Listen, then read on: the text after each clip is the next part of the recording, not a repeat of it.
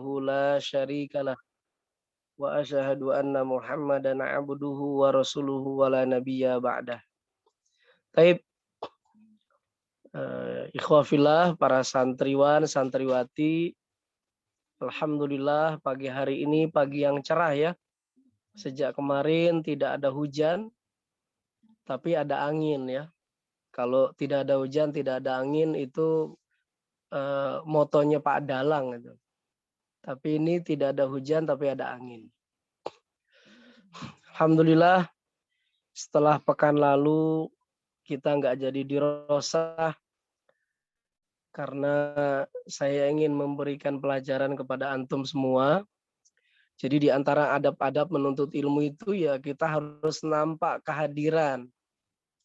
Situasi corona di mana semua serba online, kehadiran itu dibuktikan bukan cuma sekedar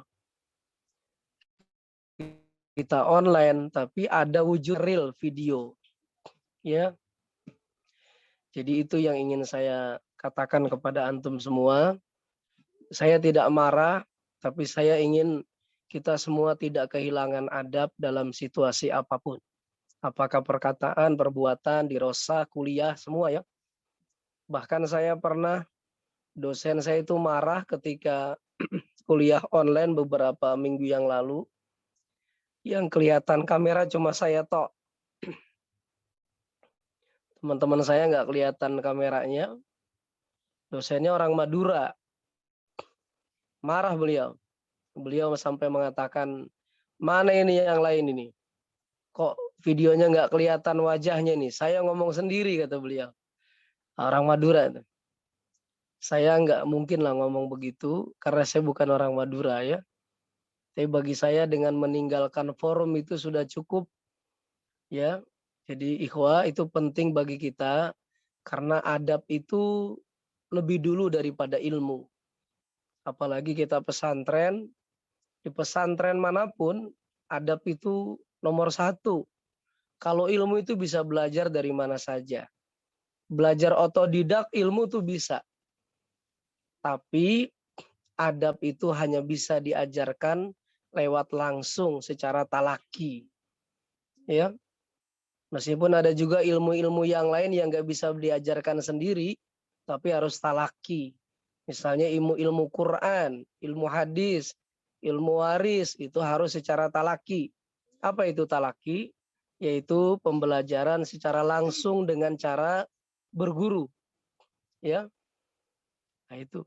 Baik, jazakumullah khair bagi antum semua yang sudah istiqomah ini, ya, dengan menyalakan video camnya. Ini masih ada 3 yang belum. Monggo Al Fauzan, Raffi, Rizky. Rizky ini pengurus ya. Rizky lagi saya suruh keluar sebentar. Lalu Jihad, ya. Taib, akhwatnya juga sudah sehat semua ya. Taib, bagi pendukung Jerman tetap sehat ya. Jangan sampai kekalahan Jerman menurunkan imunitas tubuh antum semua. Saya lihat di sini ada pendukung Jerman, Ahadi ini. Ahadi ini menjagokan Jerman. Ya, termasuk saya menjagokan Jerman. Tapi ternyata kita salah. Bukan Jerman yang jago itu adalah Perancis. Karena Perancis itu tim ayam jantan. Ya. Jadi salah kalau kita menjagokan Jerman. Karena yang jago itu Perancis, tim ayam jantan. Oke ya, kita tinggalkan itu semua. Kita fokus sekarang untuk dirosah kita. Kita sudah bahas kemarin hikmah menikah ya, pada 2 pekan yang lalu. Dan sekarang kita bahas tentang meminang. Nah, diperhatikan semua ya. Ini tema yang menarik ini. Meminang, bahasa Jawanya nembung. Bahasa Indonesianya melamar atau meminang. Kalau di Sumatera apa ini? Ahumar, bahasanya meminang apa? Sama aja kayaknya. Sama aja ya. Biasa. Nah, ini ada sebuah buku karangan Ustadz Fauzil Adim. Judulnya apa? Masih ingat? Kupinang engkau dengan hamdalah. Masya Allah. Tapi ini buku ya, jangan dipraktekkan begitu saja. Kalau kita meminang cuma pakai hamdalah, pasti ditolak oleh orang tua si akhwat. Kalau meminang tuh ya nggak cukup dengan hamdalah. Itu cuma judul buku ya. Jadi ahidayat, azidan, nanti kalau meminang jangan cuma modal hamdalah ya. Tapi harus bawa oleh-oleh juga, bawa orang tua juga. Itulah meminang. Tapi apa yang dimaksud dengan meminang? Kalau bahasa Arabnya adalah khitbah. Bukan khutbah. Ya. Bukan khutbah, jangan salah, ojo keliru. Nanti antum ngomong ke takmir masjid, Pak, saya siap khutbah. Salah ya. Kalau ke takmir masjid ngomongnya, Pak, saya siap khutbah di masjid Bapak. Ya. Jadi jangan sampai antum ngomong kebalik. Nanti ketemu sama orang tua si akhwat, nanti tolong siapkan orang tuanya di rumah. Saya akan datang untuk mengkhutbah anti. Wah, itu keliru tuh. Mengkhutbah anti berarti ceramah di depan akhwat ya, terbalik. Jadi jangan sampai terbalik karena banyak istilah-istilah terbalik. Ya, misalnya bukan muhrim, itu salah. Yang betul bukan mahram.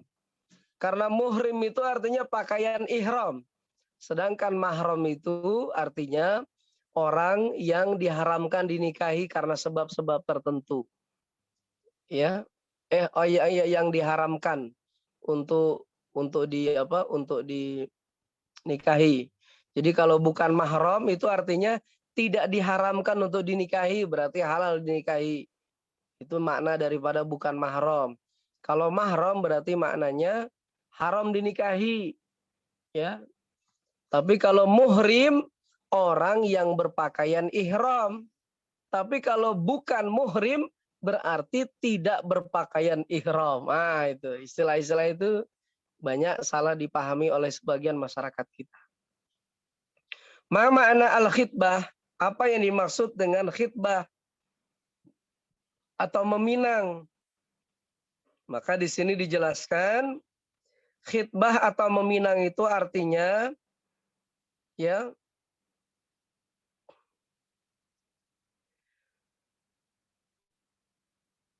seorang laki-laki atau permintaan seorang laki-laki kepada seorang akhwat, seorang perempuan untuk menjadi istrinya dengan cara-cara yang sudah berlaku di tengah-tengah masyarakat.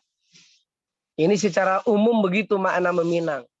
Kedatangan seorang laki-laki ke rumah seorang perempuan untuk memintanya jadi istri dengan cara-cara yang sudah umum berlaku di masyarakat.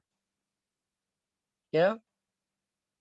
Nah, ini makna daripada minang atau khitbah. Ya. Nah, terus kalau cara Islam bagaimana? Tentu cara Islam adalah seorang laki-laki menemui kedua orang tua si perempuan. Jadi nggak boleh meminang berdua-duaan kayak orang-orang barat. Orang barat itu meminangnya dengan cara-cara datang ke stadion, datang ke tempat makan. Si laki-laki bawa cincin emas.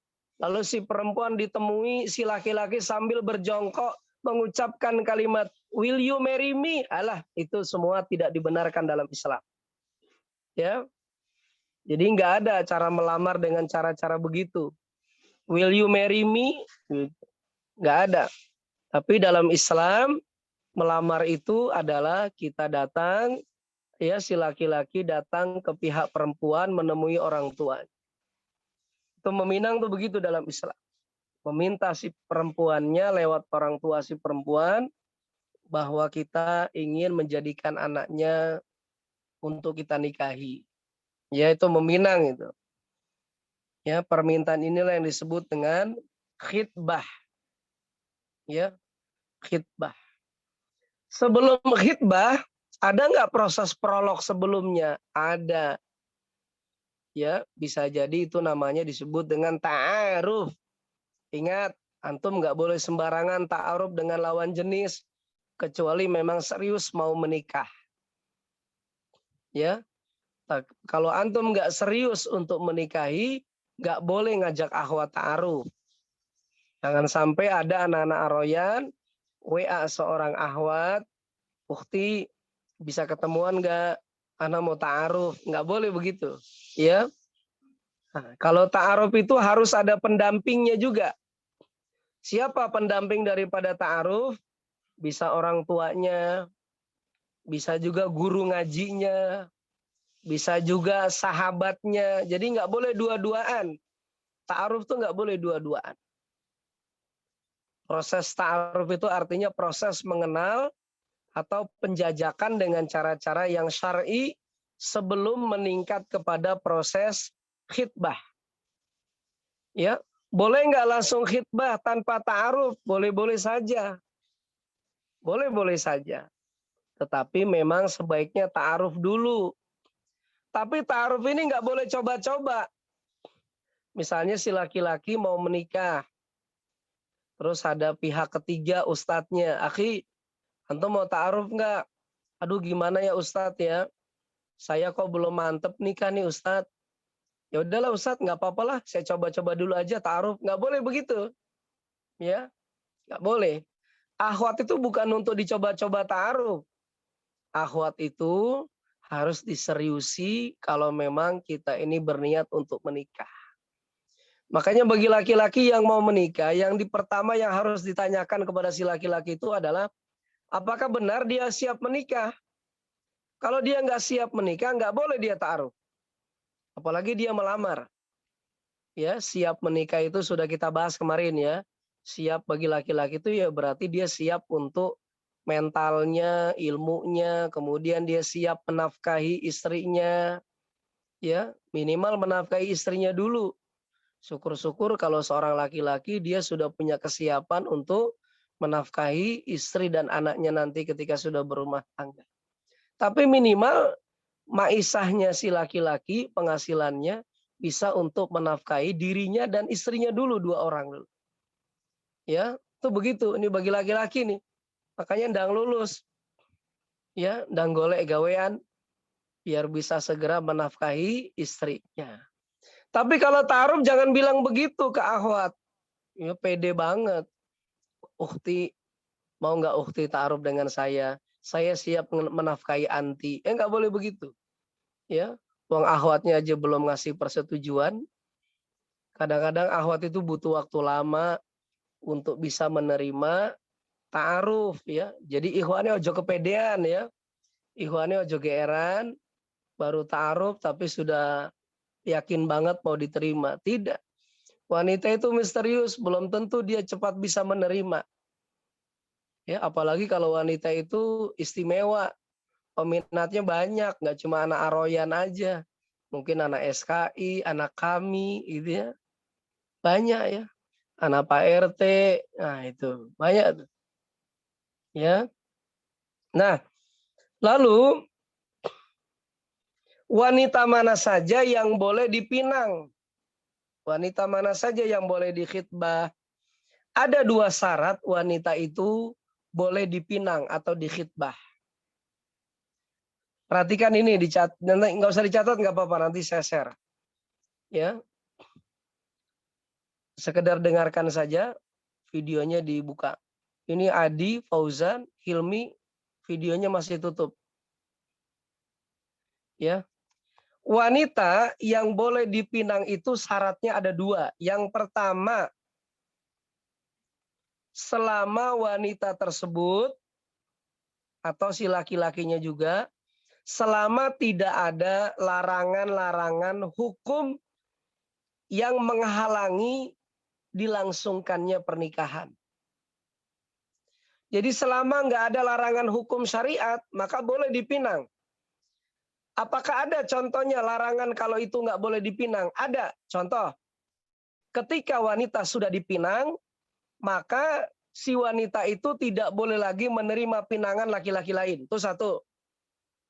Ya. Yang kedua, ketika si laki-laki ketika si perempuan sudah punya suami, maka si laki-laki tidak boleh meminang istri orang, itu nggak boleh. Ini kejadian kemarin di sebuah kota. Assalamualaikum warahmatullahi. Ya, sebentar. Sebentar ya, 5 menit.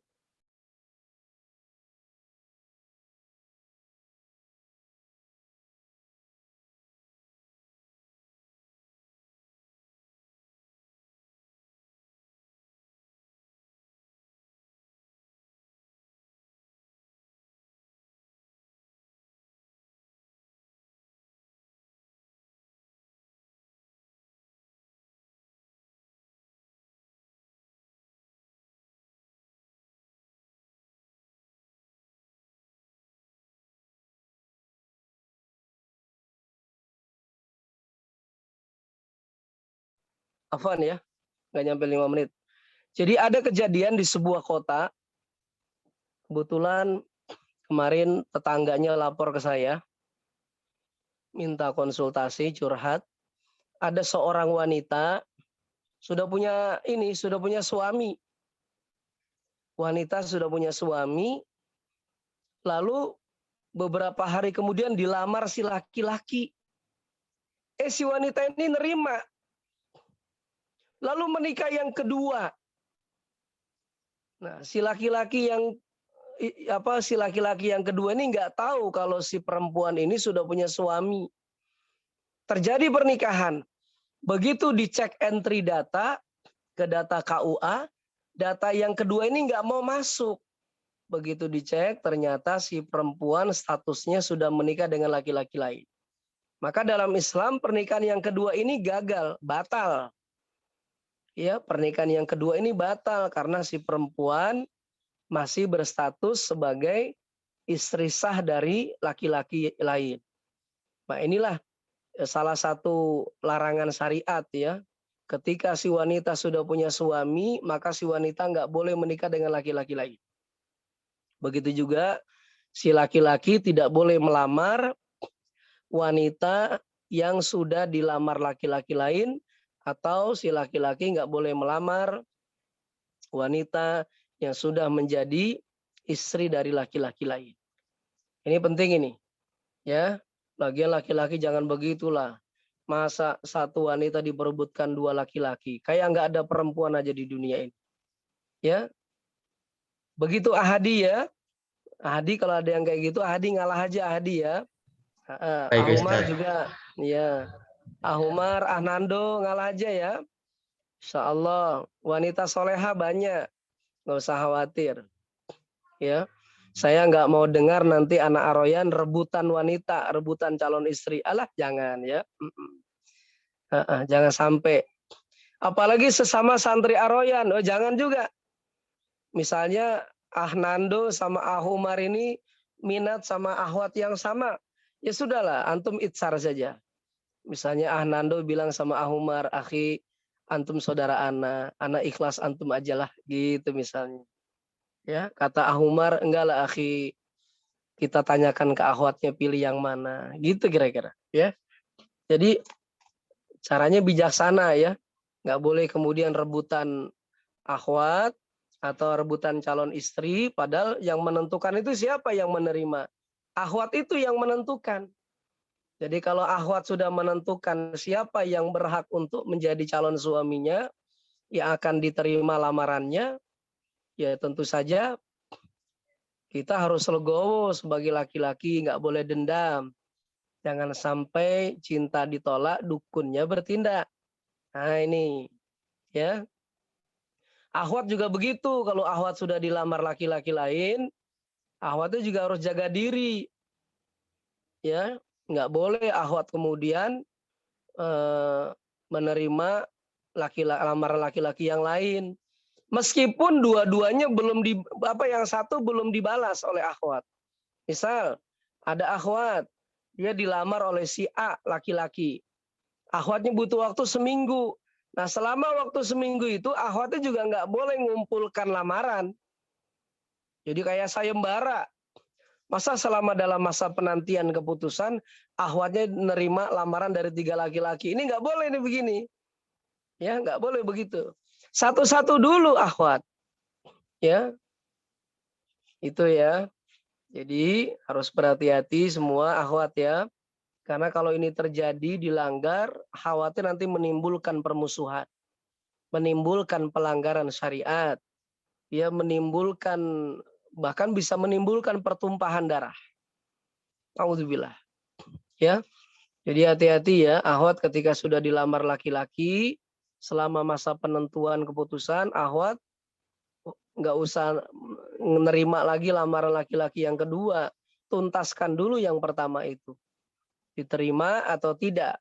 Kalau diterima ya sudah, alhamdulillah.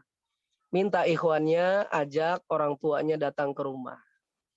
Kalau misalnya nggak diterima, tolaklah baik-baik. Ya, tolak baik-baik. Kata seorang sahabat Nabi, nikahkanlah anakmu dengan seorang yang bertakwa. Karena kalau dia nerima, dia akan mengucapkan alhamdulillah, dia baik-baik. Dan kalau dia menolak, dia pun juga menolaknya dengan baik-baik. Ya. Jadi kalau misalnya menolak, jangan sampai mencela. Jangan sampai ketika menolak, sorry ya, akhi, antum nggak level buat ana. Nggak boleh begitu. Ya. Begitu juga si ikhwannya juga nggak boleh.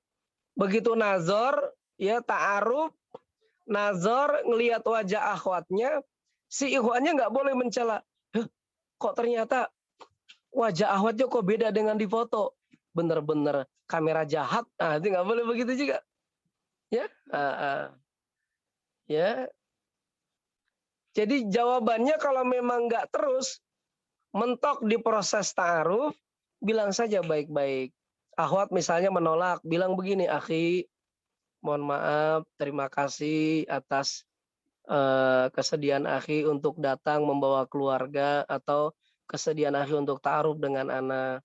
Setelah ana rundingkan dengan orang tua dan keluarga besar, rupanya kita memang belum berjodoh akhi. Mohon maaf ya, mungkin akhi bisa mencari akhwat lain yang lebih baik daripada ana. Insya Allah lebih soleha daripada ana. Begitu akhwat cara nolaknya. Ya, nah, tuh ikhwan kalau sudah digitukan, ya jangan maksa-maksa. Ikhwannya nggak boleh kemudian maksa. Akhi, anak kurangnya, ukhti, anak kurangnya apa ukhti? Gitu kira-kira. Kurang apa ukhti? Nggak boleh begitu juga. Ya. Nah, wanita itu kalau sudah mengatakan tidak boleh ditanya alasannya. Alasan itu haknya akhwat.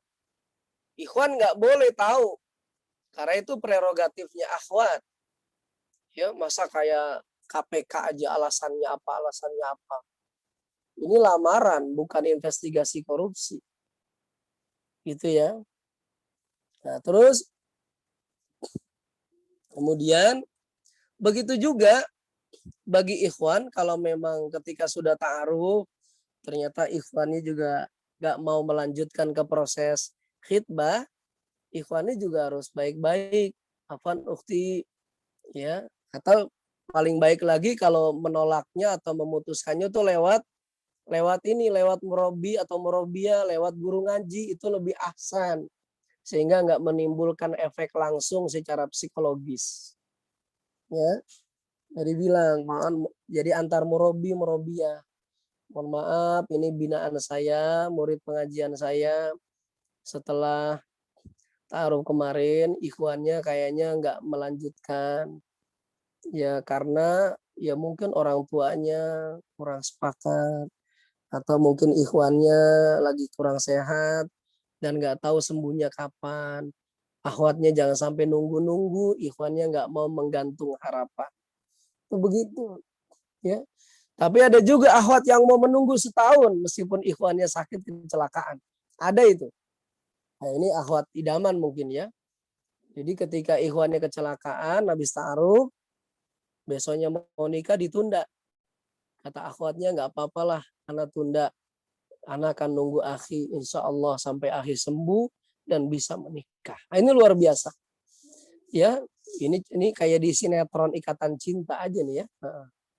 Bahkan Ikatan Cinta aja nggak seromantis kayak begini. Tapi yang begini, kalaupun lama-lama juga nggak baik. Ya, makanya kalau antum pernah lihat di internet, di YouTube, ada suaminya ini, ya, calon manten lakinya ini dalam kondisi luka-luka. Jadi dia dibalut kakinya, digip. Akhirnya dia tampil di mempelai pengantin. Jadi dalam kondisi diperban luka-luka, dia tetap melangsungkan pernikahan. Ya, hati-hati. Salam. Hati-hati ya, Nak. Itu ya. Jadi begitu ya. Nah, ikhwannya juga jangan sampai ya ukhti tunggu ana ya setahun lagi biar sembuh total. Ya nggak gitu.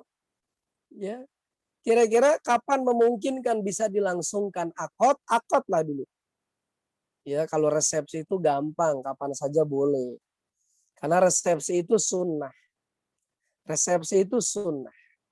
Bisa dihadiri hanya keluarga saja, bisa mengundang orang lain, banyak masyarakat ya. Teman PAUD, teman SD, teman SMP, teman SMA, teman kuliah, teman pondok.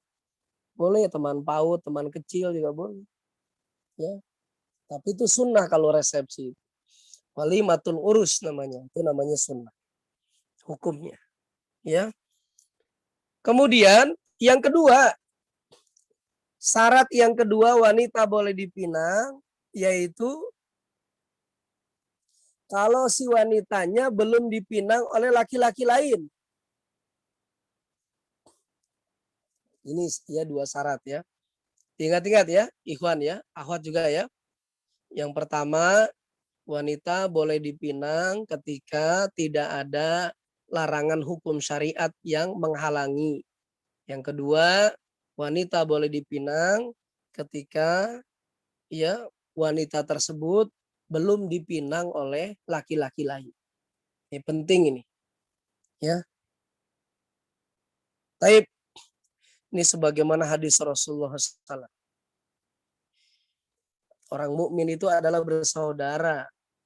Tidak boleh menawar barang yang sedang ditawar oleh saudaranya. Dan tidak boleh melamar wanita yang sedang dilamar oleh saudaranya.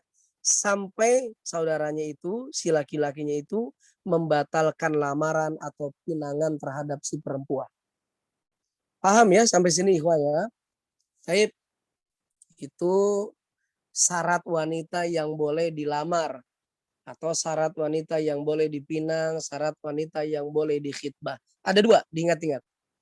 Ya, ini rupanya Alvin memperhatikan dengan serius ini bab pinangan. Ya, luar biasa.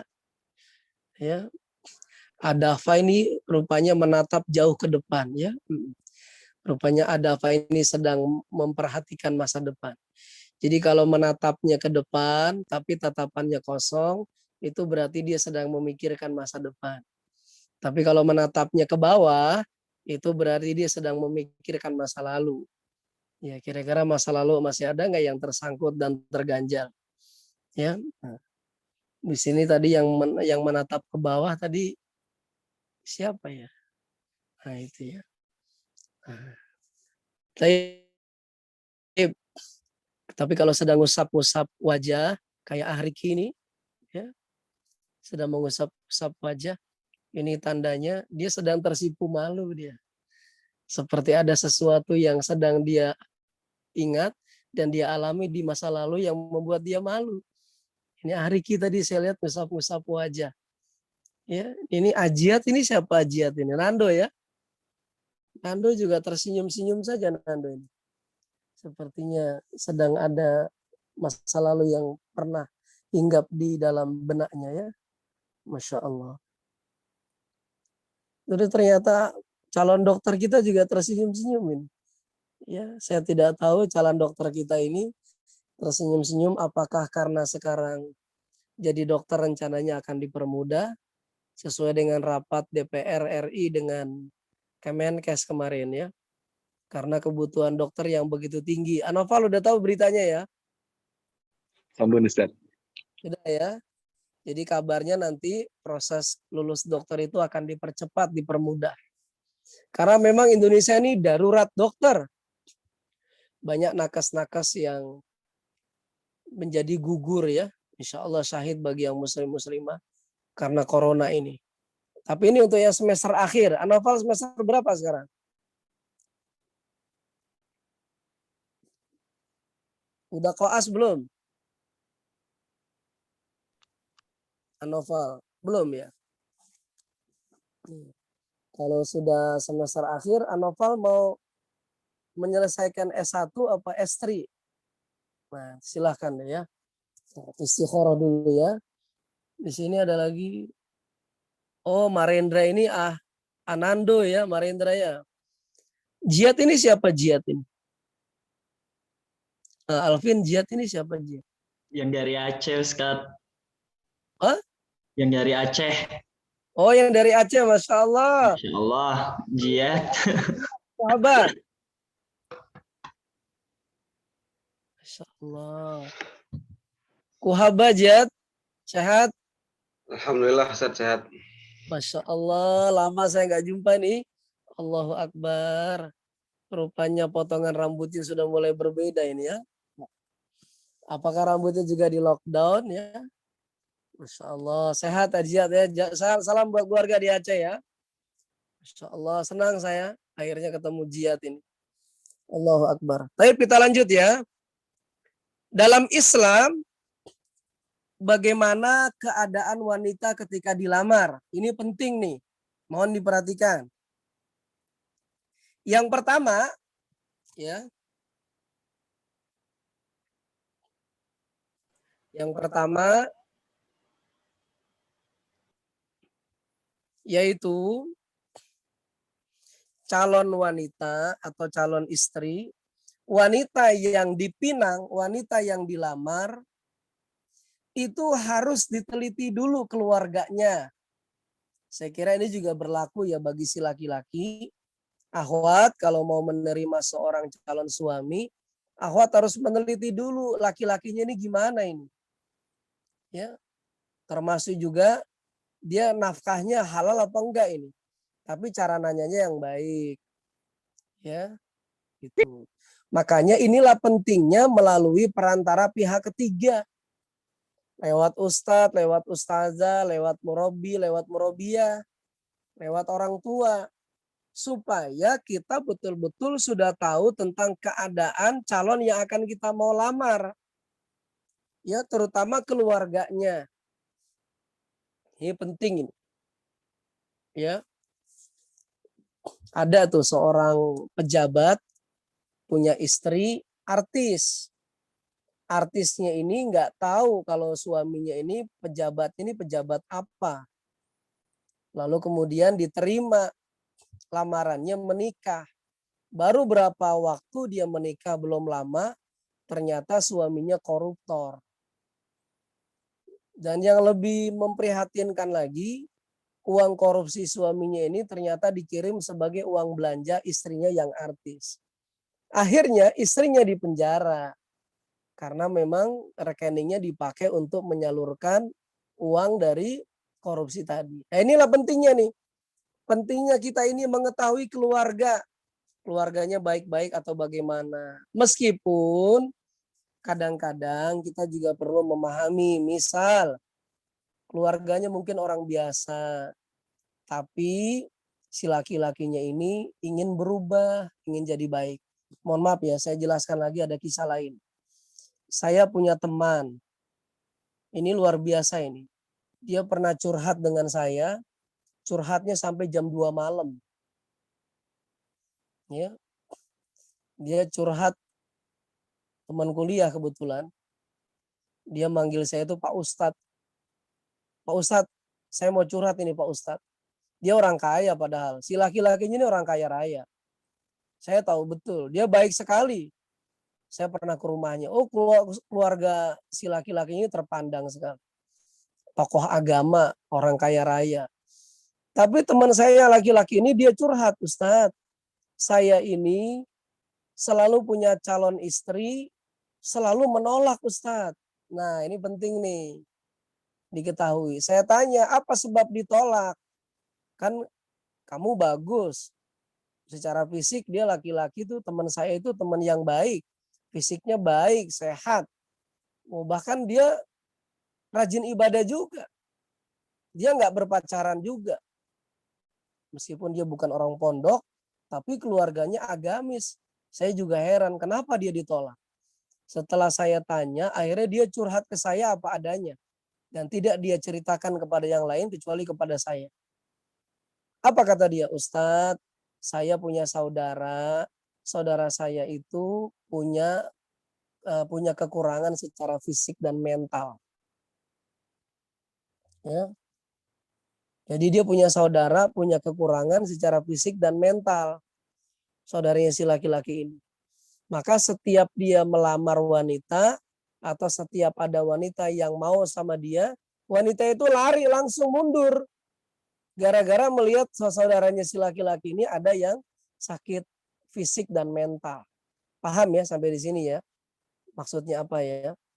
Nah ini wanita yang seperti ini saya bilang ya kamu nggak usah kecewa saya bilang. Mungkin memang dia bukan jodohmu. Insya Allah nanti akan ada wanita yang mau menerima kamu dan menerima seluruh anggota keluarga kamu. Tuh begitu. Akhirnya dia dapat seorang istri yang soleha. Kebetulan saya pernah ketemu keluarganya, istrinya soleha juga.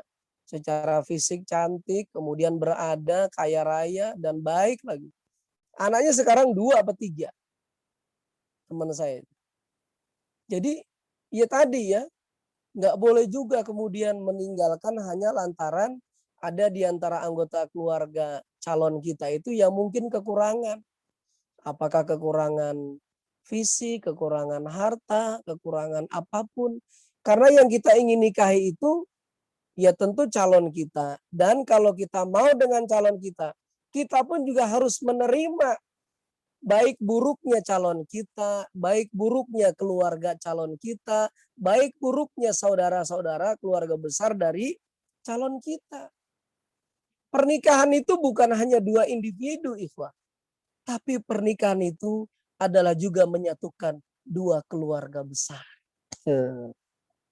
Ya, cinta itu bukan hanya untuk menyatukan 2 insan yang berbeda, tapi cinta juga ingin menyambungkan tali silaturahim 2 keluarga besar yang berbeda. Itu quote of the day itu ya. Itu quote buat hari Rabu ini tuh. Itu luar biasa itu. Jihad manggut-manggut nih seperti udah punya calon nih jihad. Ya. Jihad mau calon yang mana jihad? Yang cut apa yang cutnya? Ya. Itu ya. Atau jihad mau cari calon yang ahwatnya depannya tengku-tengku ya. Tengku juga ada yang ahwat ya. Ada dulu penyiar televisi itu dari Aceh, namanya Tengku Malinda itu. Nah itu umurnya sama dengan saya sekarang. Itu namanya Tengku Malinda, dia penyiar TVRI dulu. Orang Aceh juga dia. Ada ya jihad ya. Ya Tengku tuh ada juga. Kalau Tengku tuh di Aceh berarti dia keturunan keluarga ulama ya. Kalau Tengku tuh. Terus kalau Tauku itu berarti dia turunan bangsawan laki-laki. Ya, kalau perempuan ada juga cut ya, itu bangsawan wanita. Ada juga cutnya. Nah, cutnya ini di atasnya lagi nih. Ya, cutnya din ya. Itu di atas tuh. Kalau cut mutia itu di bawahnya dikit. Saya pernah ketemu teman, dia kebetulan istrinya keturunan cutnya. Nah, saya tahu dari dia. Ya, dari suaminya. Terus kemudian ada juga dari keluarga lain kalau di Jawa mungkin ya bangsawan. Ya, ada Raden, ada Roro Ayu, alah Raden Ajeng ya. Roro Ayu kalau di macam-macam lah ya. Kalau di Sumatera Barat tuh ya Sultan biasanya. Saya dulu pernah jadi saksi pernikahan keluarga seorang akhwat. Kebetulan saya punya hubungan baik dengan keluarga akhwat itu. Lalu saya jadi saksinya. Dan kalau di Sumatera Barat itu biasanya kalau sudah menikah si laki-laki dapat gelar ya. Saya masih ingat. Dapat gelar itu kalau nggak salah namanya Datuk apa ya. Jadi misalnya kayak Datuk Bagindo apa ya, Datuk Rangkayo itu biasanya gitu kalau Sumatera Barat. Itu kalau laki-laki itu. Kalau setelah nikah tuh dapat gelar itu. Itu jadi itu barangkali bisa jadi patokan kalau dia keluarganya kayak apa. Tapi nggak semuanya juga begitu. Ya, yang penting keluarganya adalah keluarga yang saleh soleha. Adapun urusan harta, urusan bangsawan atau tidak, itu tidak menjamin kesolehan seseorang. Ya, perlu diingat-ingat ya. Nah, itu. Malah kadang-kadang yang dari keluarga bangsawan ini kadang-kadang malah jadi nyeleneh kadang-kadang. Dulu ada seorang suami istri bercerai gara-gara orang tua si laki-lakinya ini turunan bangsawan tapi kaku. Ketika itu suaminya bangsawan.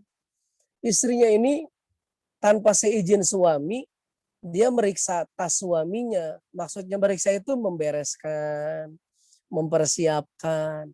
Didelok sama orang tua si laki-laki. Dilihat, ini ternyata si orang tua si laki-laki ini orangnya kaku nih. Keluarganya kaku.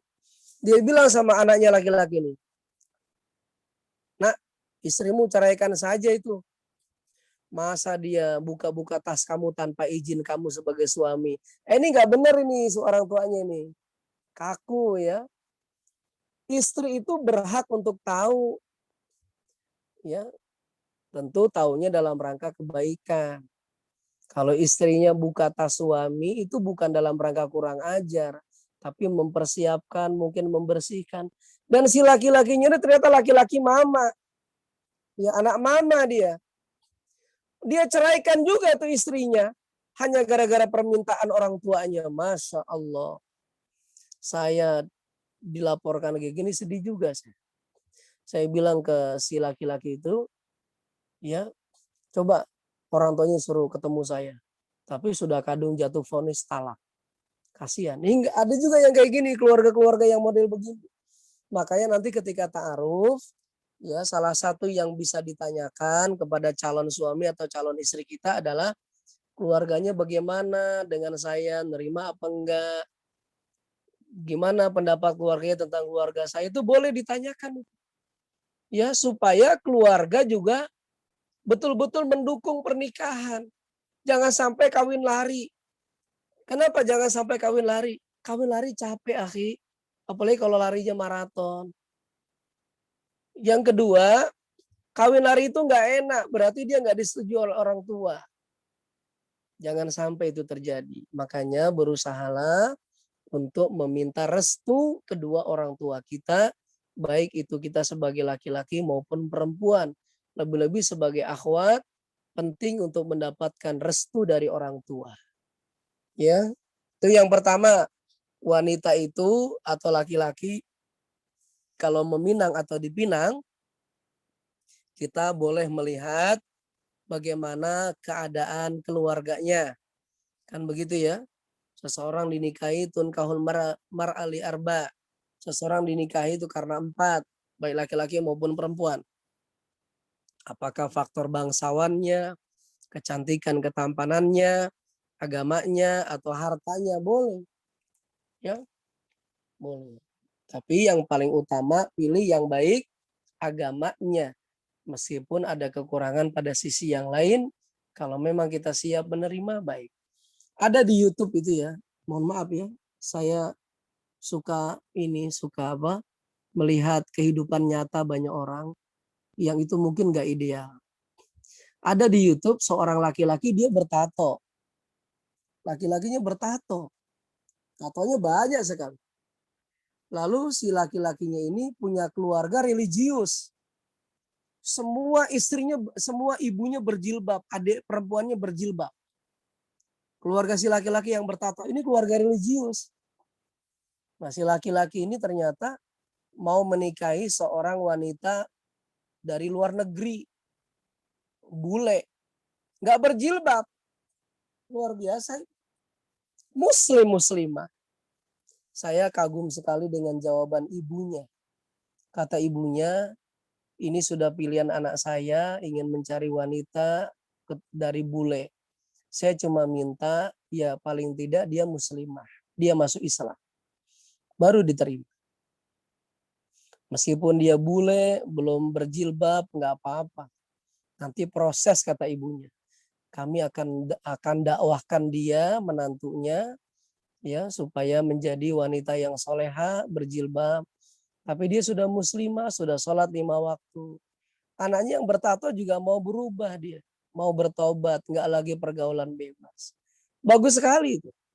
Ya, nah, jadi kadang-kadang ada keluarga dari calon kita yang tidak ideal dan itu harus menjadi apa istilahnya? Bisa jadi kebijaksanaan kita dan bisa nanti dalam perjalanan rumah tangga menjadi ladang dakwah kita, ya. Kalau dia belum soleh, kita solehkan. Kalau dia belum baik, kita perbaiki bersama-sama. Keluarga besan itu jadi keluarga kita juga. Ya, begitulah pernikahan dalam Islam. Ya, jangan sampai kita hanya mau anaknya, tapi nggak mau nerima orang tuanya. Nggak boleh. Jangan sampai kita hanya menerima anaknya, tapi nggak menerima saudara-saudara dan keluarga besarnya. Nggak boleh. Ya, nggak boleh begitu dalam pernikahan. Menikah itu berarti menerima baik dan buruknya.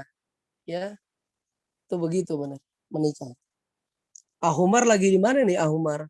Di rumah apa di mana? Lagi di tempat saudara, Ustaz. Oh, di mana? Di Sumatera? Di Serang. Serang, Banten. Iya, Masya Allah, jauh sekali. Hati-hati jaga kesehatan ya. iya, Ustaz. Salah kan bentar lagi mau magang, Ustaz. Makanya kemarin kan udah pamit sama Ustaz Hakim juga. Ya, Alhamdulillah. Magang hati-hati, tetap jaga kesehatan semua yang magang-magang ya. Siap, Yang Ustaz. berikut, yang kedua, wanita yang akan kita lamar itu usahakan wanita yang dia senang memiliki anak, kemudian cinta dan punya kasih sayang. Ya, itu begitu. Jadi kalau misalnya wanita itu keluarganya banyak, itu bagus itu. Berarti nanti dia akan senang dengan anak yang banyak, senang dengan keluarga.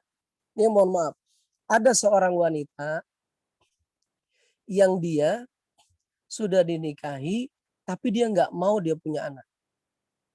Ada itu.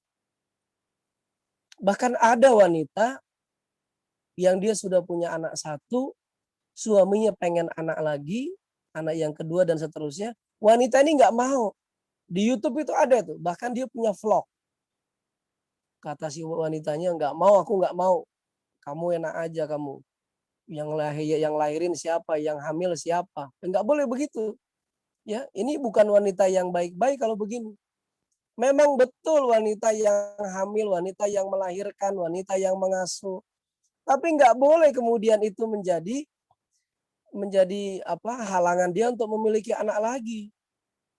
Dengan alasan kamu suami enak aja nggak pernah hamil. Emang sampai kapanpun laki-laki nggak bakal hamil. Ya, nggak bakal. Justru wanita itu jihadnya ya hamil. Jihadnya wanita itu ya melahirkan. Jihadnya wanita itu apa? Melayani suami. Itu jihadnya wanita, jihadnya istri. Ya, maka ketika suami menginginkan istrinya berhubungan suami istri, menginginkan istrinya punya anak lagi, maka tidak boleh kemudian ditolak dengan alasan-alasan tadi. Kecuali kalau ada alasan kesehatan. Misalnya istrinya masih belum sehat betul, boleh. Atau istrinya ada kendala di kandungan, boleh ditunda dulu. Ya. Jadi yang seperti ini harus diperhatikan. Makanya dalam Islam carilah istri yang dia memang senang memiliki anak. Kemudian si wanita ini punya kasih sayang. Karena kasih sayang inilah yang akan menyayangi suaminya, menyayangi anak-anaknya, menyayangi keturunannya, menyayangi keluarga mertuanya dan lain sebagainya. Ya, dan sifat wanita yang paling utama itu adalah sifat kasih sayang dan sifat rasa malunya. Itu modal utama wanita itu. Ya. Yang ketiga, wanita yang dipinang itu harus wanita yang tidak punya hubungan mahram. Ya, maksudnya dia memang bukan mahramnya. Jadi nggak diharamkan untuk dinikahi. Ada tuh urutan-urutan mahram ya. Misalnya surat An-Nisa ayat 22-23. Ya. Islam kan menganjurkan kita untuk menikahi calon kita tuh yang jauh hubungan kekerabatannya. Sepupu meskipun masih dibolehkan untuk dinikahi, sepupu ya, tapi itu kelewat dekat. Kalau bisa cari yang jauh, yang nggak ada hubungan kerabat. Misalnya tetangga desa, tetangga kota, tetangga negara. Siapa tahu nih Umar dapat istri dari Serang, Banten, ya kita nggak tahu. Karena di sana magang ya, habis magang ketemu Pak Ustadz di sana, ya ketemu Abuya di sana, ketemu Buya. Di Banten tuh ada Buya Syar'i namanya. Umurnya 154 tahun. Ya, tapi cucunya udah tua-tua. Umar jangan nikahi cucunya lah. Kalau mau menikahi ya cicitnya berarti. Ya. Di Banten tuh banyak teman-teman. Kakek saya tuh dari Banten, kakek saya. Dari Serang ya. Kakek kandung saya dari ibu itu dari Serang. Ya. Orang Serang itu ya tegas-tegas ya. Ngomongnya tegas, tapi baik, solidaritas, membela. Gitu. Itu kalau kakek saya, entah yang lain saya nggak tahu. Allah alam bisawab. Ya. Siapa tahu nanti Ziad jodohnya juga orang Aceh juga ya. Ziad ini kan di Banda Aceh nih. Siapa tahu nanti Ziad jodohnya orang Lamno ya. Wanita Aceh bermata biru ya. Siapa tahu. Wih, Masya Allah. Umar sampai mengucapkan Masya Allah itu. Atau yang lain mungkin Noval ya. Jodohnya mungkin orang mana mungkin. Noval kan orang Jogja ya. Siapa tahu jodohnya mungkin orang keturunan Arab ya. Tapi keturunan Arabnya jangan yang dari Syarifah. Biasanya kalau wanita Arab, keturunan Habib, keturunan Syarifah, itu hanya mau menerima calon suami yang juga dari keturunan Habib. Nah, itu biasanya begitu ya. Ya, itu biasanya begitu. Tapi keturunan Arab yang bukan Habib itu masih bisa. Keturunan Habib tuh biasanya As-Segaf, Al-Habsyi, Al-Haddad, Baharun. Kemudian ada lagi misalnya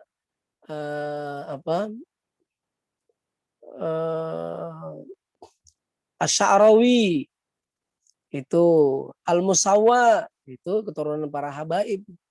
Wanita-wanita keturunan para habaib itu biasanya sudah dijodohkan oleh para habaib-habaib juga.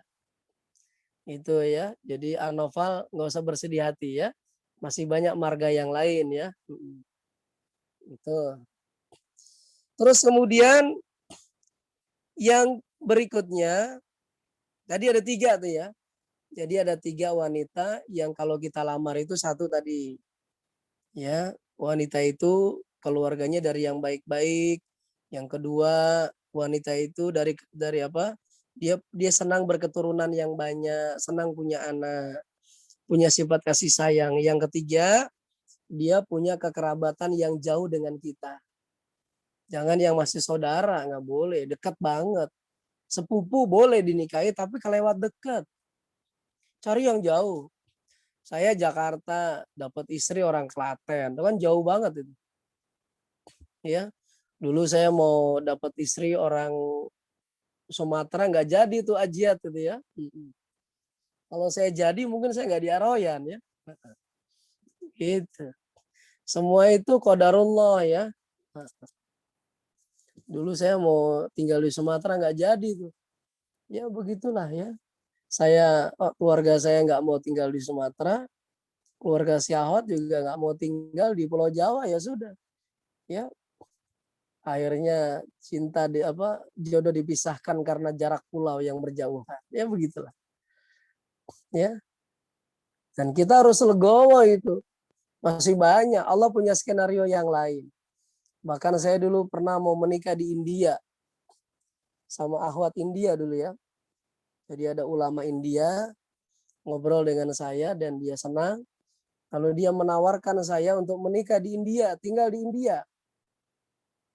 Keluarga saya jelas nggak mengizinkan. Ya, akhwatnya hanya pengen saya tinggal di India. Dia nggak mau tinggal di Indonesia. Ya udah nggak jadi saya nikah. Ya nggak jadi saya nikah di India.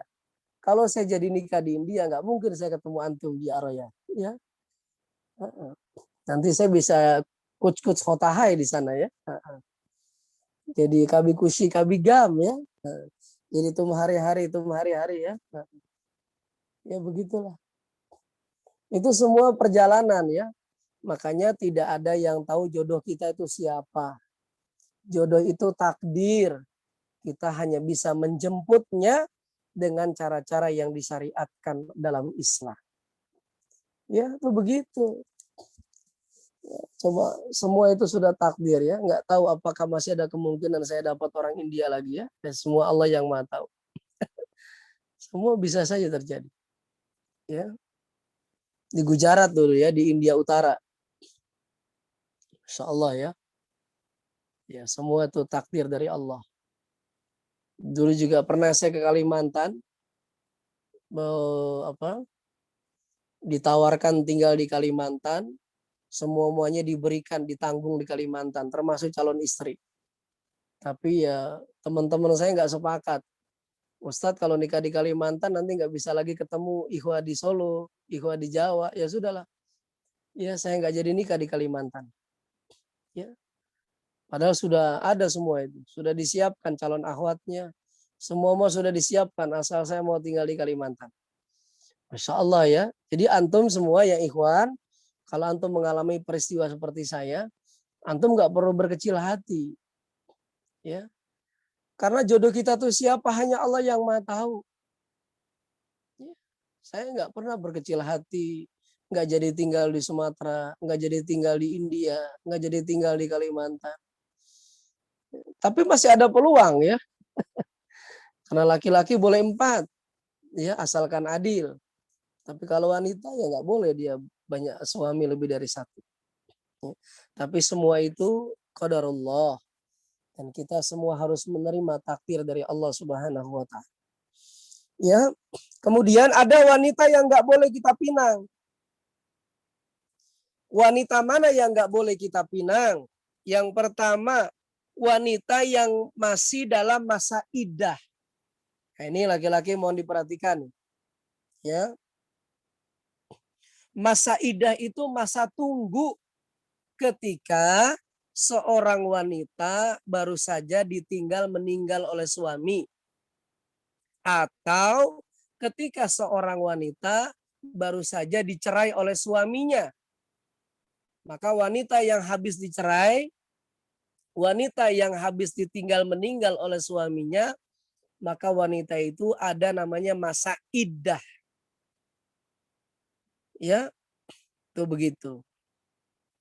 Iddah itu macam-macam tuh masa iddah itu. Ada iddah roja'i, ada iddah ba'in. Ini iddahnya kalau dia sebab perceraian.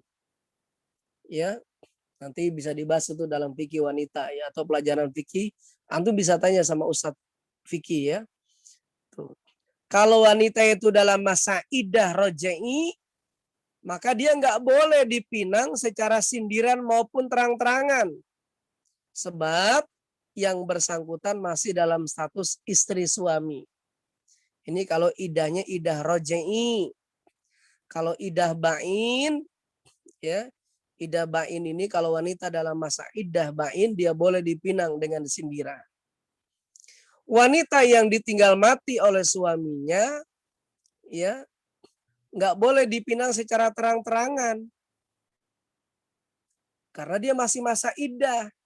Tapi boleh dipinang dengan sindiran. Nanti kalau sudah selesai, kabari saya ya. Nah, itu sindiran itu.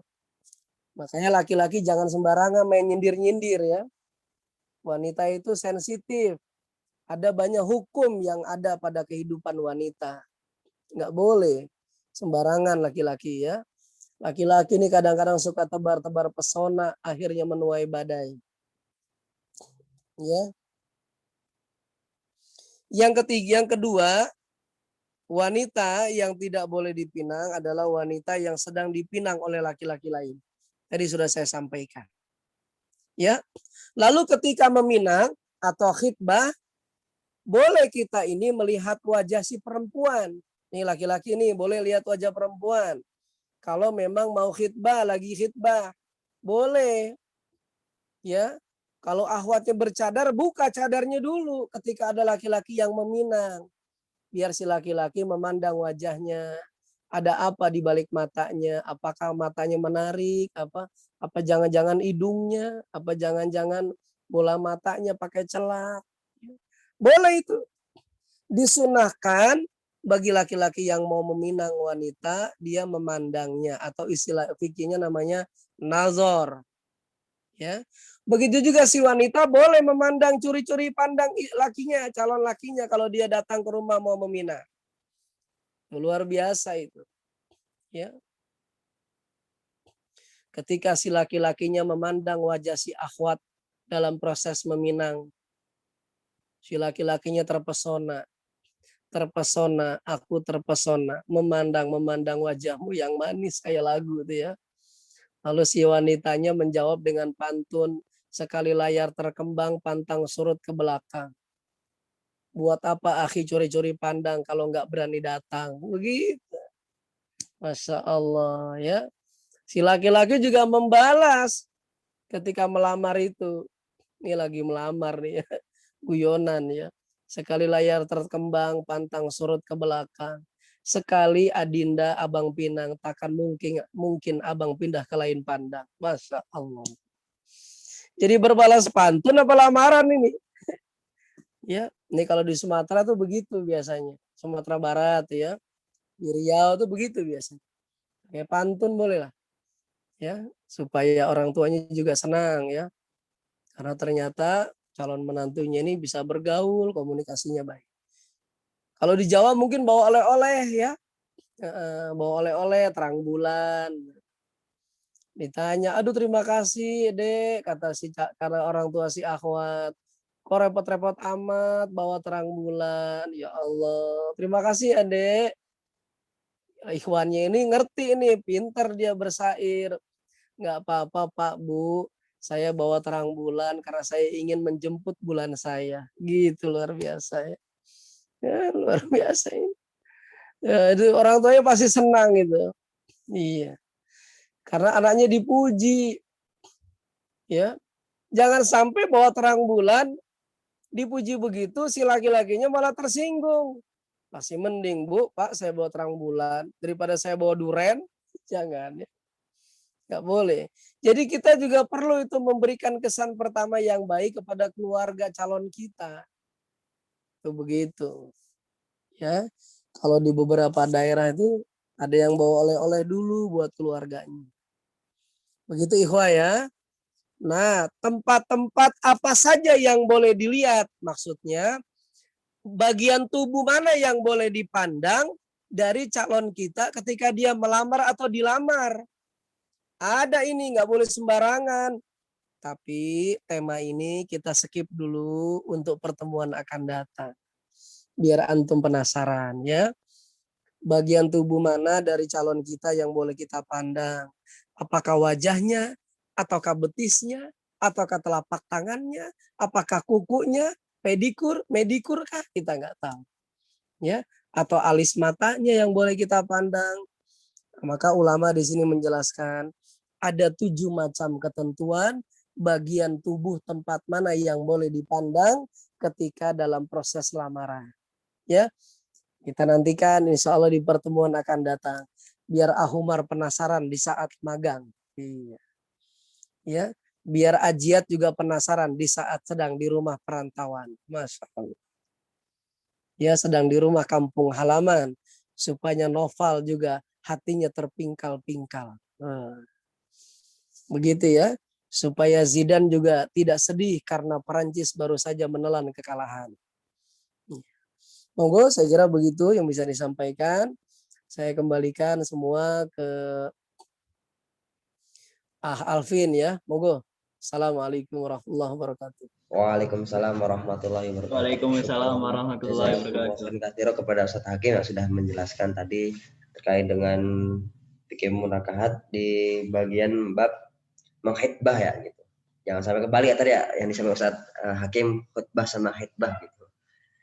Mungkin cukup luar biasa sekali yang sudah disampaikan oleh Ustaz Hakim. Tentunya buat kita ya yang masih muda-muda yang belum merasakan ya. Nah, dan juga beliau Calon suami. calon suami dan calon istri gitu. Nah, monggo teman-teman yang mungkin kepo dan mau bertanya dan masih bingung terkait tadi yang disampaikan oleh Ustadz Hakim, monggo saya persilakan kepada teman-teman yang mau bertanya, mumpung masih di dalam forum ini, dan insya Allah Ustadz Hakim masih bersedia untuk menjawab dan diskusi pada pagi hari ini. Monggo teman-teman yang mau bertanya atau ada yang masih dibingungkan, monggo saya persilakan baik Iwan maupun Ahwat.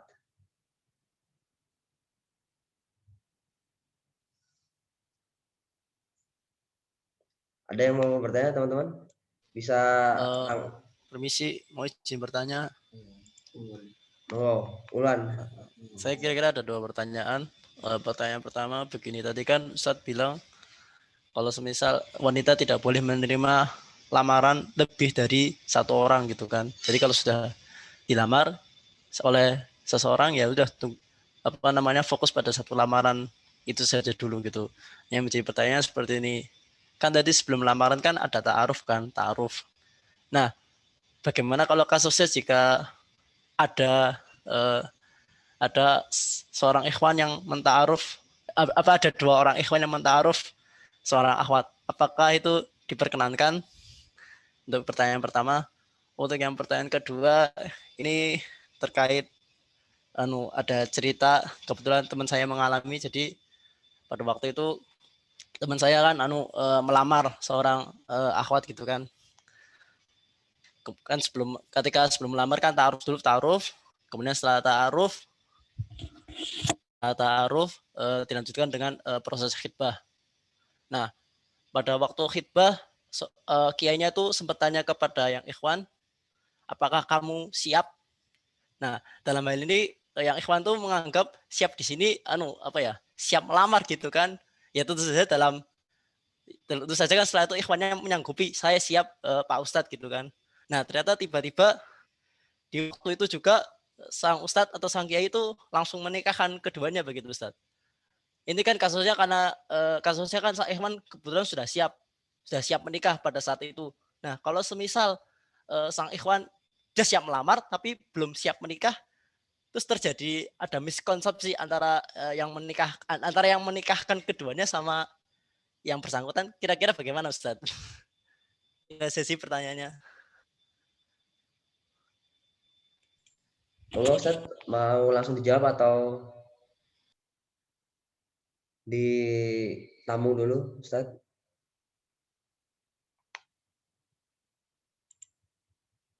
Oke, mungkin sambil menunggu Ustadznya, ada yang mau bertanya lagi mungkin?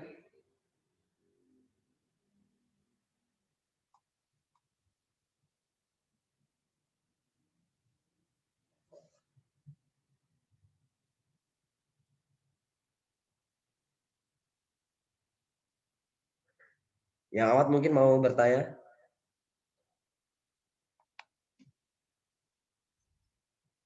Aku Umar mau bertanya nih sepertinya.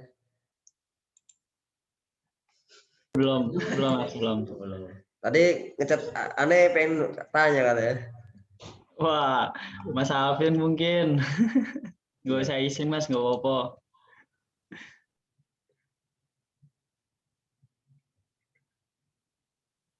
Yang awat mungkin yang mau bertanya monggo. Kalau misalkan nggak mungkin on mic, lewat chat juga nggak apa monggo teman-teman. Bisa lewat chat juga.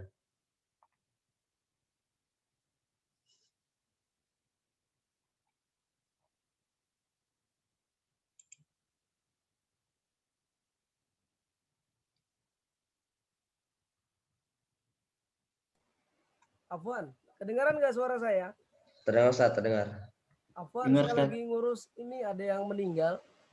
Nah, Saya harus urus tim untuk penjemputan jenazah karena ada yang meninggal COVID ya. Mudah-mudahan semua ya disehatkan kita semua ya. Tidak ada Amin. yang sakit, tidak ada yang ada sesuatu yang memberatkan ya. Taib yang pertama dari Izzuddin Ulwan ya. Kalau di Palestina Izzuddin Al-Qassam, ini Izzuddin Ulwan.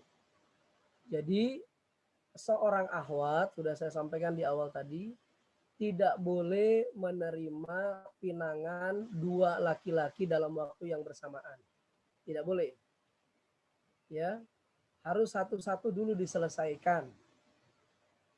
Ya, saya ingin menghimbau kepada para akhwat, kalau ada laki-laki yang melamar, istikharahlah supaya bisa memutuskan dengan tenang, dengan baik, ya, dengan solih, supaya betul-betul dibimbing Allah dalam menentukan pilihan.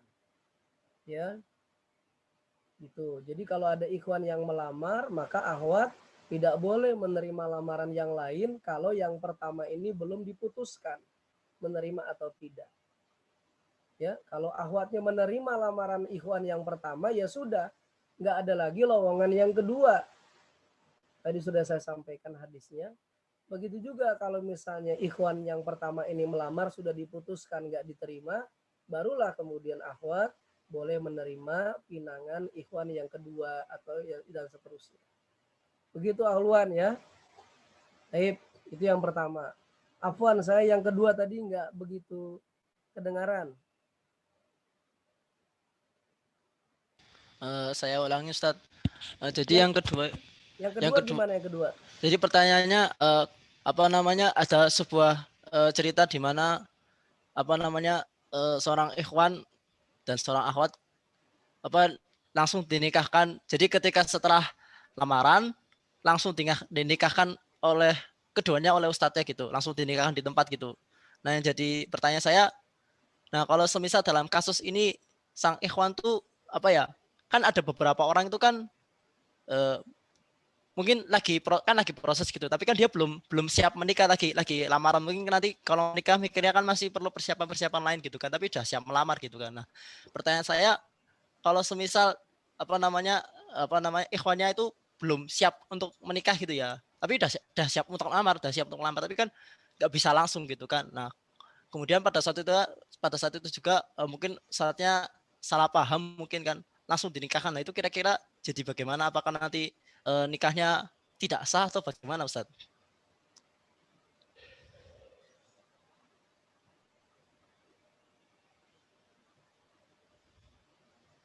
Bentar. Masih belum kedengaran yang kedua. Coba diulang. Bentar. Halo.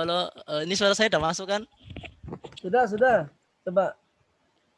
Jadi begini Ustaz. Jadi ada cerita, kebetulan teman saya mengalami. Jadi pada waktu itu teman Anda itu melamar seorang akhwat gitu, didampingi oleh seorang ustadz gitu.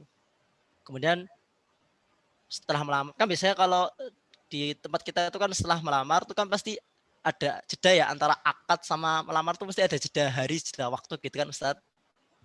Nah, dalam kasus ini teman saya itu tiba-tiba langsung dinikahkan oleh ustadznya gitu di hari yang sama. Jadi pada waktu yang sama, pada waktu lamaran langsung dinikahkan, karena sang ustadz beranggapan kalau yang ikhwan tuh sudah siap gitu, sudah siap. Nah, yang jadi pertanyaan saya, kalau semisal yang ikhwannya tuh belum siap ya mungkin masih ada sedikit keraguan ya, belum siap untuk menikah, tapi tiba-tiba sang ustadz tuh sudah menganggap ikhwannya tuh sudah siap menikah gitu. Tiba-tiba sudah siap menikah, kemudian dinikahkan langsung pada hari itu juga. Nah, kira-kira hukum pernikahannya bagaimana Ustadz? Iya, baik, jazakallah khair. Suara saya kedengaran ya, semua ya? Dengar Ustadz. Oke. Ya, Ustadz. Ini yang kedua ini sebenarnya ada terjadi di tempat lain, tetapi tidak se-ekstrim yang tadi ditanyakan Ahulwan ya. Ketika seorang ikhwan, seorang laki-laki melamar seorang wanita, ya, lalu kapan dia harus segera melangsungkan pernikahan pasca lamaran? Lebih cepat lebih baik. Dalam syariat tidak boleh menunda-nunda pernikahan. Tetapi kapan melangsungkan pernikahan itu perlu dilihat beberapa kondisi. Misal kondisi si ikhwan. Apakah dia memang siap melamar hari Senin, nikahnya Senin itu juga. Nah, gitu ya. Yang kedua perlu dilihat juga keluarganya. Kan orang nih punya keluarga, ikhwannya punya keluarga, akhwatnya punya keluarga. Pertanyaan, justru saya merasa heran, iki ngopo ustadznya kok malah sih ngebet untuk nikahin dang nikahin ngopo. Ustadznya tuh kelewat progresif, atraktif, inisiatif, ya akhirnya jadi menimbulkan pusing tip bagi keduanya, kedua keluarga. Ustadz sebagai perantara nggak boleh memaksa-maksa. Oh, harus lihat itu. Sing ngelakoni kan muridnya, sing ngelakoni kan keluarga dari ikhwan dan akhwatnya. Ustadznya nggak boleh maksa-maksa, ya. Karena ini kaitannya dengan dua keluarga besar. Maka kapan biasanya jarak antara lamaran sampai dengan proses nikah? Itu yang menentukan kedua keluarga, bukan Pak Ustadz. Gitu ya. Jadi kedua keluarga, itulah sebabnya dalam lamaran membawa kedua keluarga. Itu pentingnya di situ. Ya. Nanti dua keluarga itu yang memutuskan kapan tanggal pernikahan, bulan apa, tahun kapan, jam berapa, di mana, konsepnya kayak apa. Apakah di gedung atau di masjid atau di Pesma Aroyan. Nah, misalnya begitu, ya. Atau di Masjid Nurul Huda UNS Jawa Tengah Indonesia. Kita begitu misalnya. Ya, kalau nikah di Aroyan itu gampang kan, tempat gratis, nggak bayar. Bisa modelnya pesta kebun ada ya. Nah, Aroyan ada kebunnya. Ya, ruangan udah lengkap. Mau nikah di UNS juga ada semua. Ada senternya itu, ada ruangannya. Ada ruangannya ya, Alvin ya. Alvin nanti di masjid apa di mana? Di NH apa di area? Oh, izin jaro ya, Kak, boleh nggak Mas Alvin? Gitu ya. Jadi bagaimana dengan status pernikahannya? Selama rukun nikahnya itu terpenuhi, maka sah pernikahannya. Apa saja rukun pernikahan? Adanya kedua mempelai pria dan wanita. Adanya ijab dan qabul. Adanya saksi, adanya mahar. Kalau semua itu terpenuhi, sah nikahnya. Cuma dari sisi etika dan muamalah kekeluargaan jadi kurang tepat. Nanti menimbulkan banyak perdebatan, konflik di dalam internal keluarga dalam perjalanan rumah tangga. Begitu ahuluan ya. Saya malah justru bertanya-tanya, iki ngopo ustadznya kok malah yang paling agresif, ngopo ki ustadznya. Gitu ya. Saya bertahun-tahun menjodohkan orang dalam menikah, saya nggak pernah sampai begitu. Saya biasanya kalau sudah di antara keluarga dua pihak yang sudah bertemu, saya udah nggak ngambil peranan lagi sebagai yang menjodohkan. Saya nggak ngambil peranan. Termasuk ketika khotbah nikah pun, saya berusaha nggak ngisi khotbah nikah. Saya bilang sama ikhwannya atau akhwatnya, tugas saya cuma sampai di sini. Selebihnya silahkan kedua orang tua yang memutuskan kapan tanggal pernikahan. Termasuk konsep acara kayak apa silahkan. Mau cari pembicara lain silahkan. Jadi jangan semua maunya tergantung guru ngajinya, ustadznya. Ya, ustadznya juga jangan sok-sokan overacting, overlapping. Nah, kalau overlapping sepak bola. Kalau overacting ya main film. Ya. Jadi jangan over juga sebagai guru ngaji. Karena dalam pernikahan itu ada banyak hal melibatkan keluarga besar. Itu begitu. Kecuali apabila keluarga besar kedua pihak menyerahkan sepenuhnya kepada Pak Ustadz. Udahlah terserah Pak Ustadz deh, kita manut tanggal nikahnya kapan gitu, bulan kapan. Baru Pak Ustadznya boleh memutuskan. Begitu ahuluan ya. Nah inilah yang perlu diketahui oleh para macok-macok nih, mak comblang nih ya. Para penghubung, para penjodoh-penjodoh ini. Selama saya menjodohkan banyak orang, alhamdulillah nggak ada yang gagal, semuanya berhasil. Dan saya nggak pernah sampai melebihi wewenang saya. Karena menentukan tanggal jodoh pernikahan itu biar itu diputuskan oleh kedua keluarga mempelai atau kedua keluarga besar dari kedua pihak ikhwan dan akhwat. Begitu ahluan ya. Baik. Monggo jika ada lagi silahkan. Cuma itu pertanyaannya. Alvin ya. Kita sementara itu. Iya, Mungkin iya. ya Ahwat mungkin tadi Monggo Iwan Ahwat, ada dari yang keluar. ditanyakan silahkan. Monggo ya Ahwat misal mau ada yang ditanyakan atau ada yang masih dibingungkan, monggo. Masih ada kesempatan insya Allah. Ada teman-teman? Permisi Ustadz, izin bertanya. Ada, monggo langsung ini. Ingin bertanya kan pernah diceritakan salah satu teman gitu. Jadi ceritanya ada Iwan yang datang melamar, tapi tiba-tiba Iwannya juga yang membatalkan lamarannya gitu, Ustaz. Kalau misal si Ahwat belum menyetujui pembatalan lamaran tersebut, apakah lamaran itu sudah dianggap batal atau gimana ya Ustaz? Pokoknya pembatalan lamaran itu harus dua pihak atau kalau salah satu sudah membatalkan, lamaran itu sudah dianggap batal Ustaz. Terima kasih Ustaz sebelumnya. Afan, ini laptop saya suaranya kurang jelas. Alvin, mohon diulang Alvin pertanyaannya.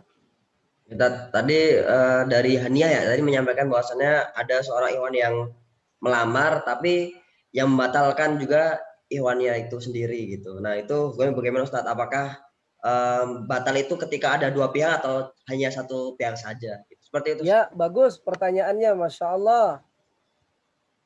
Kalau ada ikhwan yang melamar seorang akhwat, lalu ikhwannya membatalkan sendiri, ya sudah, berarti itu dianggap batal.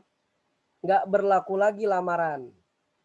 Ya, jadi kalau dalam bahasa peribahasa syair, kau yang mulai, kau pula yang mengakhiri.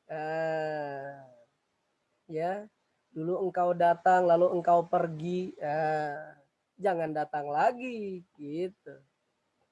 Jadi ketika salah satu pihak yang memutuskan, maka itu sudah dikatakan batal lamaran.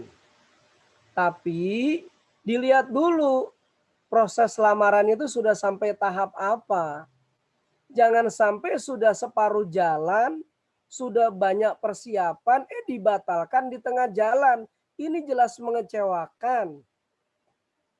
Kalau seandainya baru di tahap awal, misal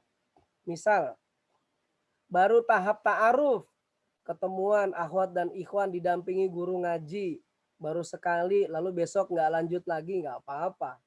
Dari tahapan ta'arufnya sudah dibatalkan, nggak apa-apa.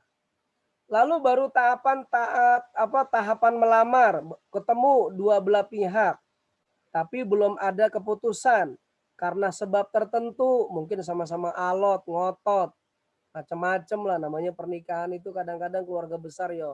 Oh no way, sing di yang dimaui ya banyak kemauan, akeh karepe. Nah, terus disepakati belum ada keputusan, nanti nunggu lagi ada lamaran berikutnya. Ternyata nggak jadi. Pihak keluarga Ikhwan mengatakan mohon maaf, bilang ke akhwatnya tidak ada lagi lamaran yang kedua, pertemuan kedua, cukup sampai itu saja. Ya sudah, batal. Ya batal. Tapi ini kurang bijaksana.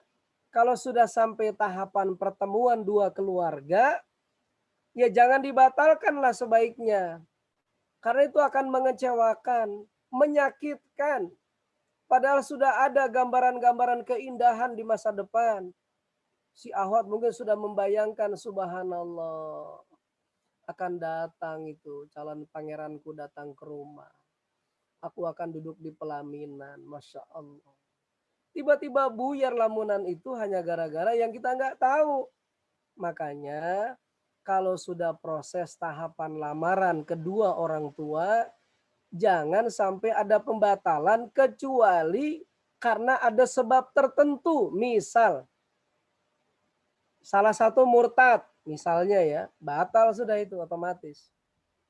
Salah satu misalnya meninggal, ya jelas batal itu. Ya. Tapi kalau nggak ada alasan apapun, kenapa dibatalkan? Ini menyakitkan. Sakit hati lebih menyakitkan daripada sakit gigi. Itu begitu. Gitu akhwat ya. Jadi ini kurang bijaksana, kurang etis, kurang elok.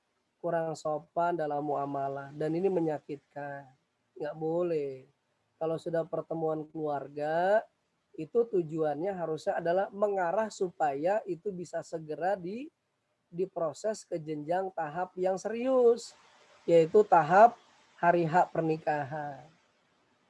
Nah, ini barangkali kalau ada yang terjadi seperti ini, udah proses lamaran tapi tiba-tiba dibatalkan, harus dilihat dulu sebabnya apa.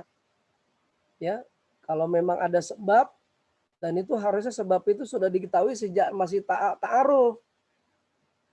Makanya tadi saya katakan, kalau mau menikah, yang ikhwannya ditanya dulu, serius apa ora? Orang tuanya serius apa ora? Ikhwannya ditanya dulu. Ya, jangan sampai mempermainkan keluarga orang, hati wanita. Ahwatnya juga harus ditanya juga. Anti sebagai ahwat memang betul nggak niat mau menikah? Siap nggak menerima lamaran? Keluarga udah tahu belum anti mau menikah? Keluarga udah tahu belum bakal ada laki-laki yang mau melamar? Jadi disiapkan dulu sebelumnya. Ya, jadi proses itu dimantapkan dulu. Ketika sudah mantap, barulah mempersiapkan diri datangnya lamaran. Begitu akhwat ya. Halo? Yang bertanya masih ada kah? Apa tidak ada yang bertanya ini? Hania, gimana? Ada feedback atau tanggapan? Hanina ya, Hanina.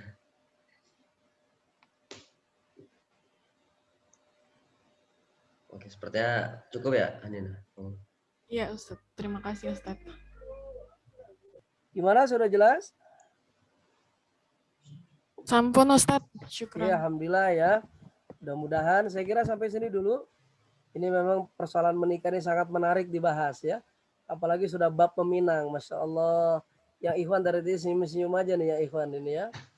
Saya nggak tahu yang Ahwat apakah juga tersenyum, tapi karena memang nggak diperlihatkan gambar nggak apa-apa ya. Tapi memang kalau sudah bab meminang itu biasanya ada yang senyum-senyum sendiri di sini. Ini saya lihat senyum sendiri, Aziat ini senyum sendiri ya. Ahumar senyum sendiri. Kalau Dafa justru makin menatap jauh ke depan ini ya. Baru sekarang Dafa tersenyum ini, rupanya sudah ada sesuatu yang membuyarkan lamunan Dafa ya.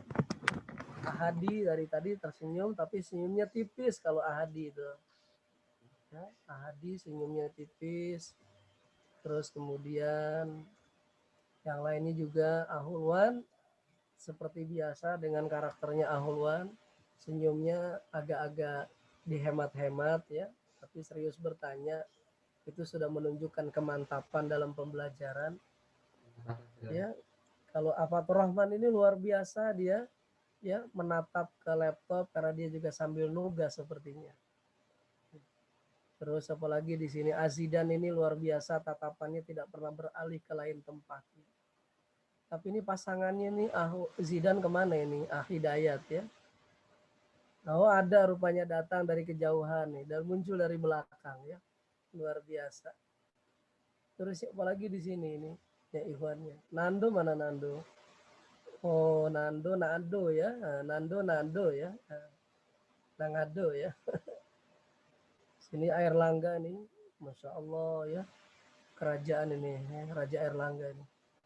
Ya monggo saya kira itu yang bisa disampaikan. Ya mudah-mudahan kita semua sehat ikhwah fillah ya. Semoga saya doakan antum semua jodohnya dimudahkan oleh Allah Subhanahu wa taala ya.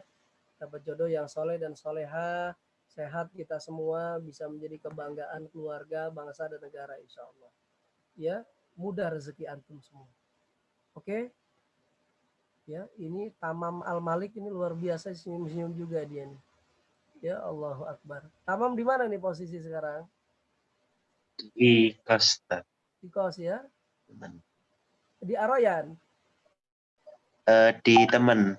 Oh, kapan balik ke Aroyan nih Tamam Al-Malik? Baliklah. Ya, karena Alvin kangen ingin menjumpai antum sepertinya. Oke, dari saya cukup sekian. Jazakumullah ikhwah. Kita akhiri dengan hamdalah. Alhamdulillahirabbil alamin. Subhanaka Allahumma bihamdika asyhadu an la ilaha illa anta astaghfiruka wa atubu ilaik. Assalamualaikum warahmatullahi wabarakatuh. Jazakumullah semua ya. Waalaikumsalam warahmatullahi wabarakatuh. Saya pamitan ya.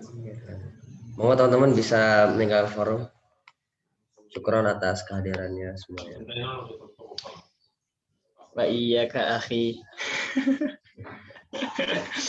Oh, Mas Alvin siap belum Mas? Siap lah. Wih, sudah saroyan ya. Jangan lupa undang-undang loh. Agak. Ya mungkin sih calonnya dulu sih Mas. Iya, siap. Assalamualaikum. Salam.